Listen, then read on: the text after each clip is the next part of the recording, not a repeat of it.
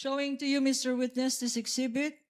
It is an acknowledgement receipt in the name of Mary Grace Piatos for the amount of 70,000 pesos. Please peruse this document and tell us if this is among the acknowledgement receipts that you said you received and evaluated based on the submissions of the Office of the Vice President. This AR po is among the acknowledgement receipts submitted by the OVP to ICFAO. Okay.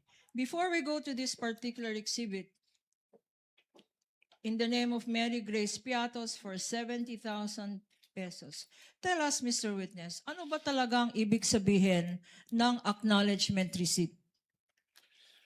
Well, kapag sinabing acknowledgement, actually wala siyang provision dun sa joint circular, pero ito kasi ay parang proof of na-receive noong payee yung binayad sa kanya.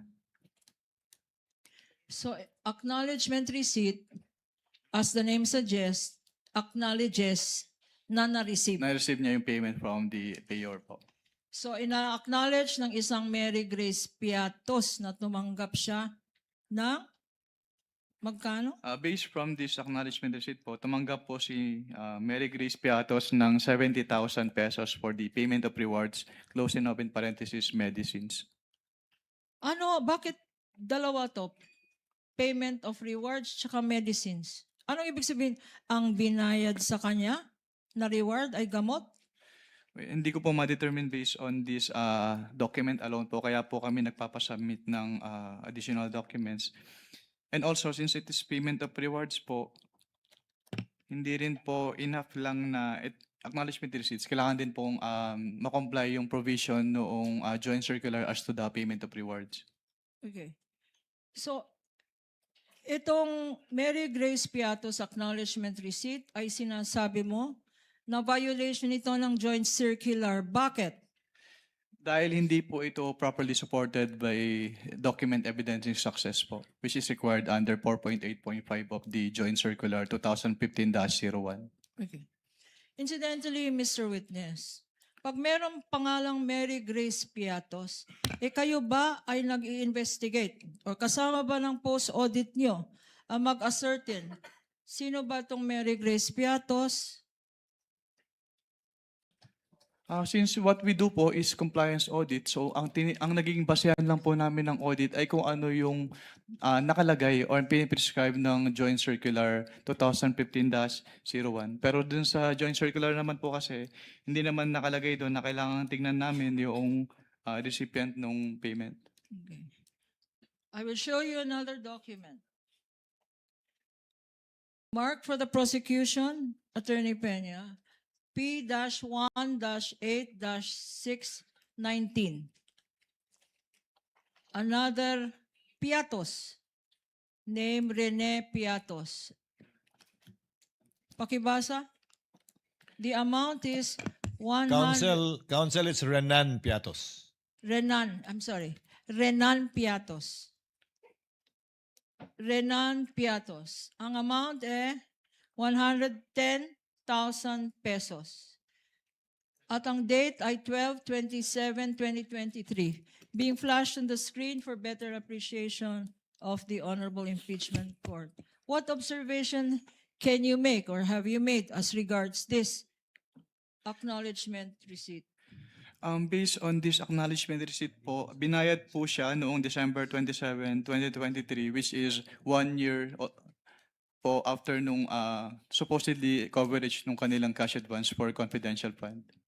Kailan ba binigay ulit itong cash advance? December 27, 2023 po, based on this document. Pero what actually is the correct date, if you know? I cannot determine po the correct date based on this document, pero dapat po kasi ipasok siya doon sa coverage nung kanilang cash advance based on the document submitted to ICFAO. So, hindi ito pasok. Yes, ma'am. Based on this document, yung period of payment, yung date of payment po ay hindi pasok doon sa coverage nung kanilang cash advance. Anong tawag doon? Yung hindi pasok? Discrepancy? Hindi po siya discrepancy. Hindi lang talaga siya pasok. Parang the payment was made outside the coverage noong With the cash permission advance. of council, December 21 to December 31, 2022, yung covered period ng disbursement Yes. ng confidential fund, Mr. Romel, right? Yes, Your Honor. So when you say hindi pasok dun sa period na yon, ng Yes December po, Your 21 to 31, 2022. Yes po, Your Honor. Dahil 2023 nakalagay na taon, supposedly. Tama? Yes po, Your Honor. Okay. You may proceed, council. 12 months na hindi pasok. 2023. Exhibit P-1-8-4113 413 in the name of Nova Santos for the amount of 85,000 pesos. Anong observation mo dito sa acknowledgement receipt na ito, if any? Since it is payment of rewards po, and closing up in parentheses, various goods, dapat ay supported po ito ng document of success as prescribed under item 4.8.5 of the Joint Circular 2015-01. Ano bang kinoconsider ng COA ICFAO na document of success? Actually, wala kang specific na document as prescribed under the Joint Circular. Pero kapag may sinabit po kasi sa amin, chine-check namin if the requirement of the Joint Circular is met. So tinitingnan po namin yung relationship between the successful information gathering or surveillance activities vis-a-vis yung information given by the informer.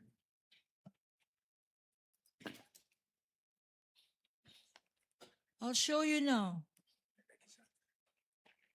P-8-1-531 in the name of Miko P. Harina for 295,000 pesos. Again, ang nakalagay dito, hindi pasok. 12/31/2023. Leading, Your Honor. Objection. Okay, I will reform. Kindly reform, What council. can you say, what can you observe about the date indicated there, if any? The date po indicated in this document is December 31, 2023 as the date po nung receipt of payment by the And what payee. significance can you draw, if any, from this date? It is outside po dun sa period po nung kanilang disbursement, which is December 21 to 31, 2022. And the purpose? Ano yung purpose na naka-indicate dyan? Ang nakalagay po ay payment of purchase supplies. Okay. Itong purchase supplies na ito, 295,000 worth of purchase of supplies. What documents, if any, were submitted Ang sinamit to po nila, indicate ano ang mga supplies worth 295,000 na binili nung 1 year after, 12/21/2023. Meron bang dokumentong sinubmit? At kung meron, ano-ano yun? wala po silang document na sinabit. Ito lang pong acknowledgement receipt. P-1-8-643 in the name of Janice Marie Revilla. Na-investigate mo ba kung kamag-anak to ni Senator Bong Revilla? Mr. Witness? Mr. Witness? That is beyond na po our scope of audit. Okay. And the amount is 70,000 pesos. Again, for purchase of information dated 12/28/2022. Any observation on this acknowledgement receipt? Wala naman po akong nakitang observation dito sa acknowledgement receipt na ito. Since yung purchase of information is among those allowable expenses naman po under the Joint Circular 2015-01. Patiting. P-1-8567 for 150,000 pesos. 12/23/2022. Parang hindi katiting ito. patiting for purchase of information. Ang observation mo? Any observation? Since ang allowed naman po ang purchase of information under 4.8 of the joint circular, wala naman po akong nakitang observation with respect to this acknowledgement receipt. P-1-8-545 in the name of Odi or Andy C. Lim for 50,000 pesos.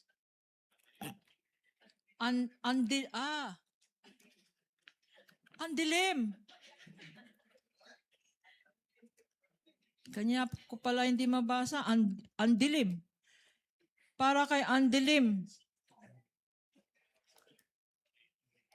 50,000 pesos. Ang date, 12/21/2023. Ano ang observation mo ulit? Kung meron man.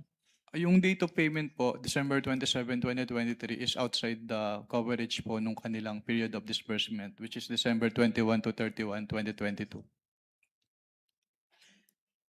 Kung merong andilim, siguro dahil pikit. Objection, Your Honor. I'm sorry, but I've been giving leeway to opposing counsel, but I think she's been coloring, the contents of the documents more than what is shown in Your the Honor, document. I'm